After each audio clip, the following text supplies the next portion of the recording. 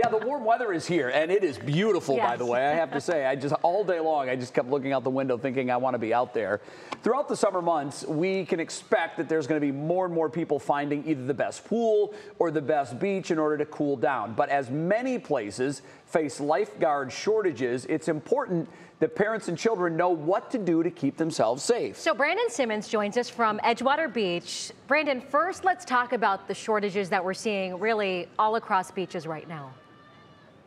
Yeah, you know, it's hard to stay away from the water when it's 91 degrees outside. At least that's what my car said today. It said 91, so I'm going to go with that. And you can see there are a lot of people out at Edgewater Beach behind me, but that's even without lifeguards who don't start here until at least June 4th. So a lot of people swimming in the water, and it's unguarded right now. And the same is true over at Fairport Harbor Beach in Lake County. They have a lifeguard shortage there, so that means they won't have guards present on Tuesdays, Wednesdays, or Thursdays, and that's throughout the summer. So that means parents really have to stay vigilant and keep an eye on their kids when they're out in the water. It doesn't take long for them to disappear, especially if you're not paying close attention. Now, experts suggest you designate an adult to keep an eye out on kids at all times, someone who isn't on their phone. And that applies whether you're at the beach or whether you're at the pool. Doesn't matter whether it's guarded or not guarded. You need to have parents pay really close attention. Again, we don't want people to really become part of the statistics here. We want people to get out in the water and do it safely.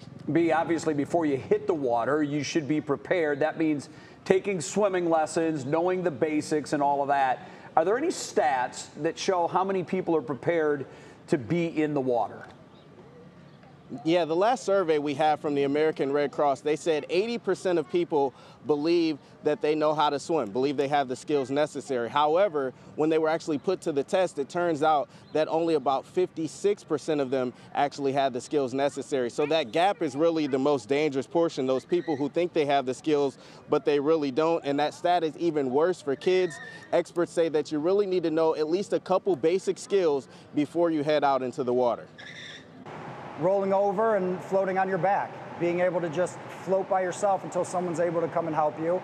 Another one is just simply knowing where to turn around. If you fall in from the wall, knowing just to turn right around and going back to where you came from.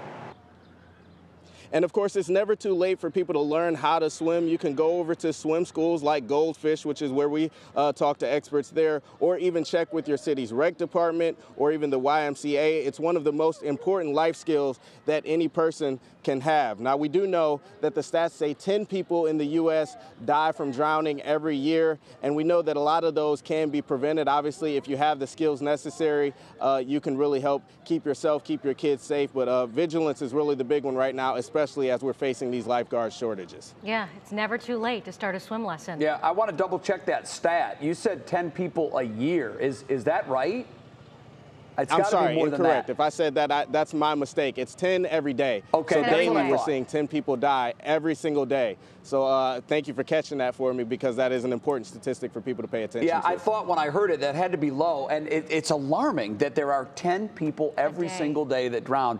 And you're right, it's one thing to know how to swim, but it's also having that skill set when it goes down, you know, when you're either in a rip tide or you know, when things start to get a little dangerous, the pressure goes up and sometimes those skills evaporate in a hurry. Especially when it comes to your kids. All right, Brandon, thanks so much. We appreciate you.